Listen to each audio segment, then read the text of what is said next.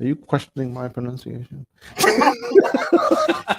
I spent a Hello, lot of. everyone. Here we are live recording from the studios in Miami, Florida. Well, we're actually in different places right now. I'm Brooklyn Murphy, one of the film judges with the Miami Science Fiction International Film Festival, and we are interviewing today Alexander Auffermann from Germany, who has made this fabulous little film called The Innovation Officer. We also have Troy Brunier here with us. Say hi, Troy. Greetings, everybody. Greetings and salutations. I'm in the space station here, orbiting between the Earth and the Moon, and we're monitoring the telemetry coming from Deutschland. Deutschland, yes, live. Alexander Auffermann. Yes, tell us a little bit about you. How long have you been a filmmaker? Where did you study? Where do you live? Yeah, so I'm Alexander Auffermann from Germany. We already know that yet, and I'm an art director in an advertising agency. Previously, I was a sergeant in the German army, the Bundeswehr, and I made films and movies my whole time. When we were kids, my brother and me, we made some short action movies and fantasy stuff. I was Batman and the Terminator. I love it. Many more. Yeah. So after my time in the Bundeswehr, I studied graphic design, and last year I finished my master degree in creative direction, and my master thesis was the innovation officer, and that's why I'm here now. Oh, wow. This was your master's thesis. Yes. Wow. That's awesome. That's fantastic. And tell us what it's all about. What's the concept behind it, but like the overall, like what's it really about? Okay, so it's a study of the imbalance between innovation and technology within the human culture in the form of a fictional dystopia. And it's based on the research questions of what a society is like in which the balance between technology and innovation has slipped in favor of technology, and ask what possibilities exist to restore this balance. And the answer is the Innovation Battalion of Special Weapons, a special unit that can influence brain waves via some kind of rifle. Wow. That sounds like something that we're using today, isn't it? That's why, yeah. Those microwave guns that are causing trouble.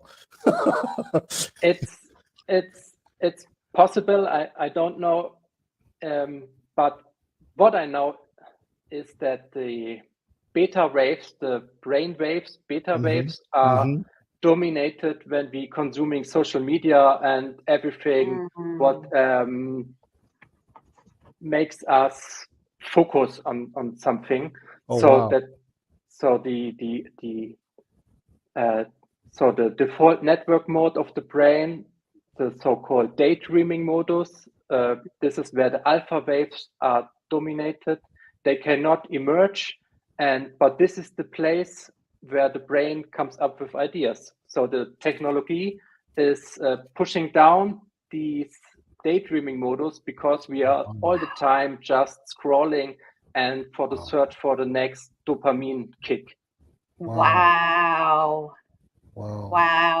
That's scary. That's scary. It is scary. I mean, I'm getting goosebumps just when you just said that, because I was mentioning earlier that after I watched the film, I was kind of scared.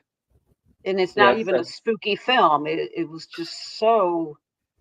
Yeah, it's some kind of mirror. So that was current. the mission. Yeah, it's so current with the times. Like you open up your film with all the little emojis and the little social media platforms, and then you just go into this hardcore like militia kind of into the looking for people, and these people are completely unaware that they're being hunted in a way.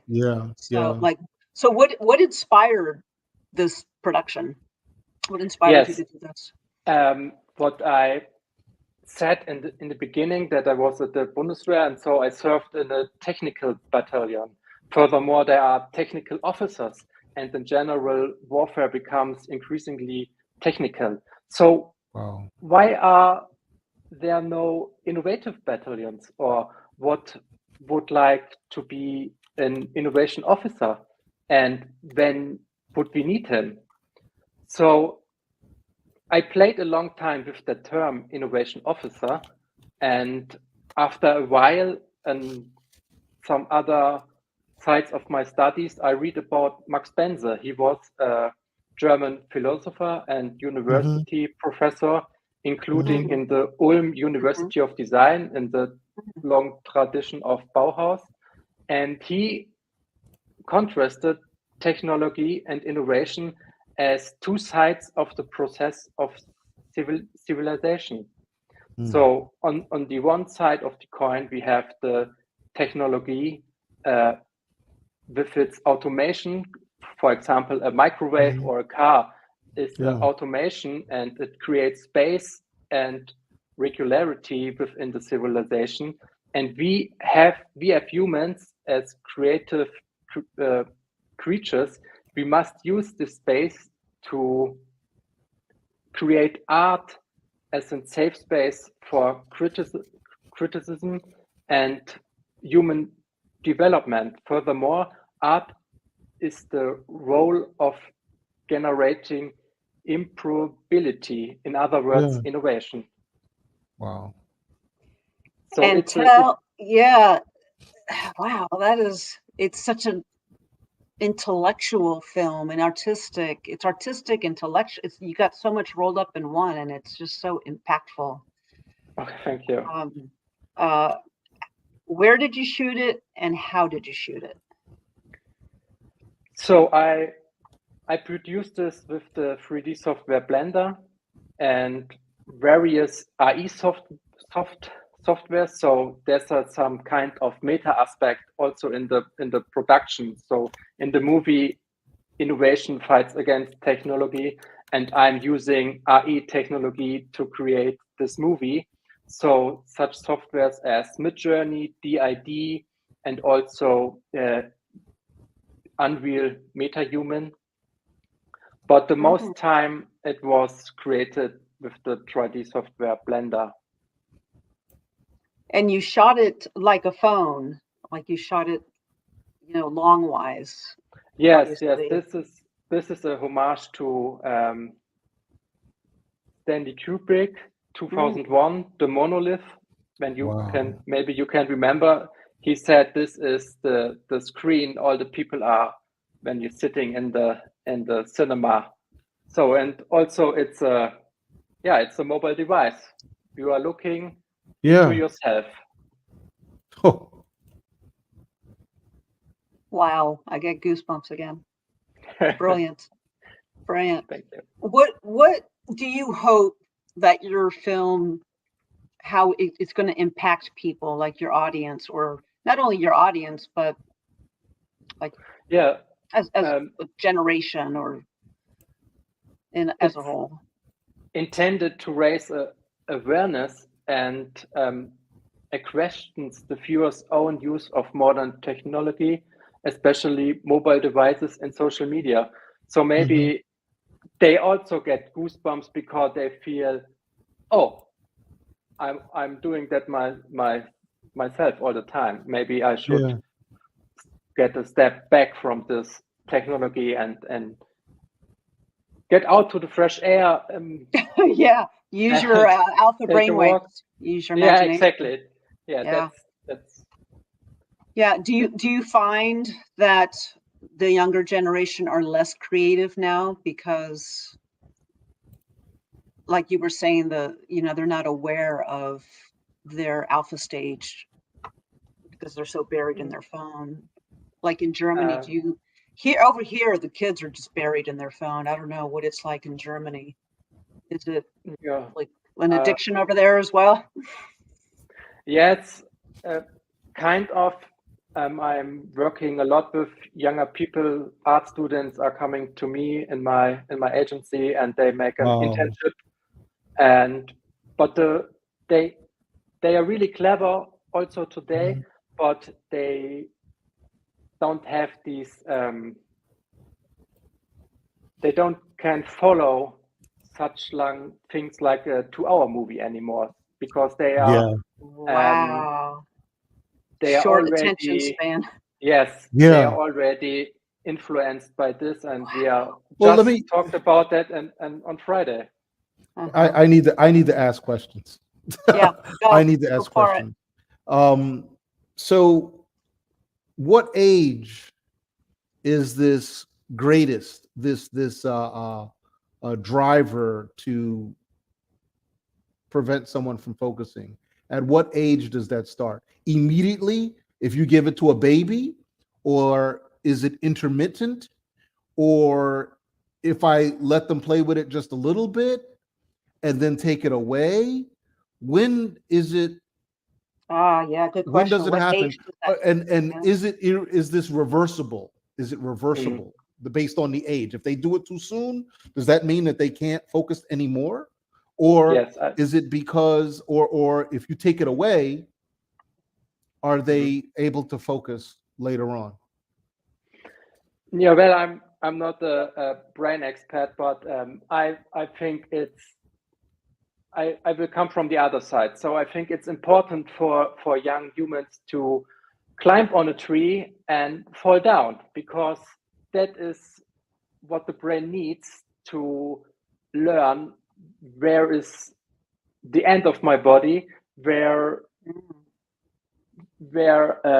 starts the tree, what is it to fall down. So this is a stage of development. This is a short period of time, because the brain is such liquid and gets more and more crystal even older you get. And so when I go back to the question you asked, it's maybe possible that we have some irreversible damage. Condition. Consequences, yeah. So I think what you're saying, Alexander, is that there's a period of time where the human body, where the human brain is exploring its limitations, its physical limitations. Yes. You know, in other words, if something on my table falls, I have the ability to catch it before it hits the ground. Yeah. And I don't even have to look at it. I don't even have to look at it. So that's part of whatever system that's involved in my reflexes. And this happens when you're driving. When you're driving a car, you know the limitations around the car, even without you being the car. But you have this ability to perceive that, that physical or realistically geospatial surrounding, as small as it is. That a human being has, that a human being you gain when you're a child and you're riding your bike and doing all kind of crazy things with your bike, or you're with a kite, or flying a plane, or whatever it is. And as a child, if a child does not get to experience that, which is part of development, they don't know their boundaries. People, and that has a lot to do with confidence. Absolutely. And social skills too. So back on your entire filmmaking career, what has been your most challenging project that you've done? Is it this one? Yes, I have really to say that is really this one, because I made this in a period of time of 6 months, and I was full-time working next to it. So it was really just possible to, how can I say this one? I have to become an elite innovation officer myself. Like a method acting design to get so focused and crazy to get this work done. So it was really challenging for me, and I'm really proud of it. So just you did the editing, the everything. Like I did everything. One man show. Wow. Impressive. Let me ask you a couple of questions, if I may. First, I watched the film, but does this Brooklyn, would you agree this is okay to show to children? They're not going to get it. Children won't get it. What about their parents? Their parents. Their parents will get it. Hopefully, they'll understand what's going on. I think it's a good, like for high school kids, 13, 14-year-olds, and college kids. The that reason are why so I asked, engrossed in that social the film media is world. currently the film is currently programmed for Sunday morning, the Sunday morning schedule. But I'm wondering if it should be in a Saturday morning schedule where we would potentially have younger people and families. It's parents. Yeah, like little kids aren't going to get it. No, but their parents might with them. Their parents might, but the kids aren't going to get it. Right. I mean, it's so artistic. It's so impactful and unique, and it's intense. It's an intense film. We'll have a further conversation about it. The second comment. My second question was, are you familiar with the Berlin Sci-Fi Festival? Yes, I heard about it. Okay, because they would. This is definitely in their category as well. They would love that. Yeah. How has the Berlin guys? Have you been in other festivals or shown it? How have people received your film? Also, this is actually the first festival my film is going to show up. World premiere. Wow, world premiere, innovation officer. That's awesome. That's awesome. We're so honored. Lucky us. Wow. So maybe there will upcoming some other festivals. I'm still in the process. So we will see. Hopefully there come more. Absolutely. Do you have a favorite part of your own film? Do you have a favorite scene or a favorite, I don't know, any part of it? From my movie? Yeah. Do you have a favorite part of it?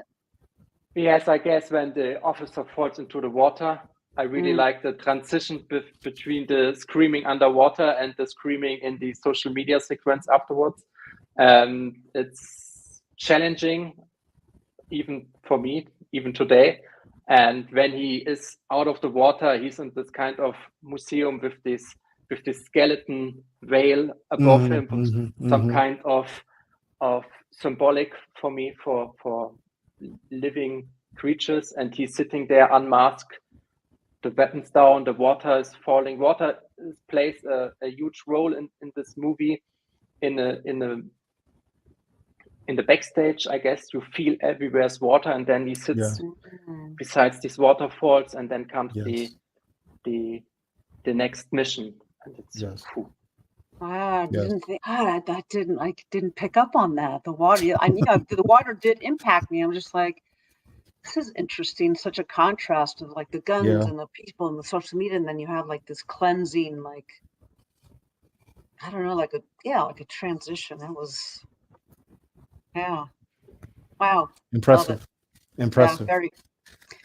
So, how do you view the evolution of film and storytelling with these new technologies and platforms?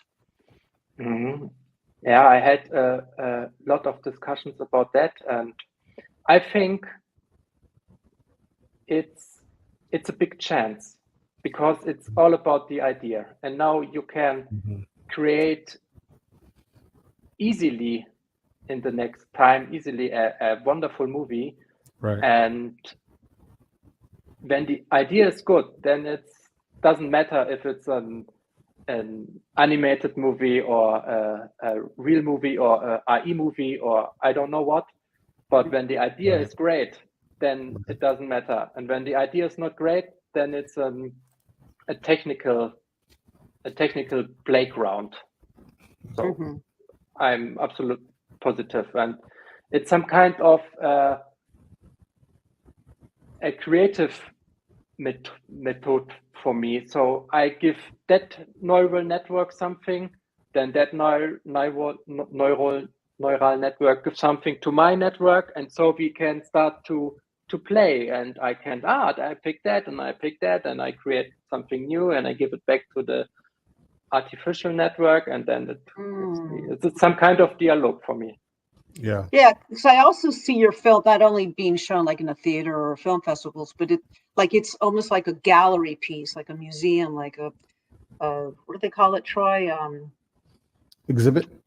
Yeah, like an exhibit, like a visual art exhibit. Because I could see that like in a gallery, like an installation piece of, like a big giant installation piece. Have you thought about submitting to galleries or? Yes, Okay. I thought about that. Yeah, maybe that's the next step. Yeah, we do have. I want to say there's one film that I spoke with just last week. That their film is actually they're in galleries. It's probably somebody that was recently interviewed. That their content is actually in an art exhibit first. It's there. Yeah, it's one of the short films. It'll come to me in a second who it was. I just spoke with them 2 days ago.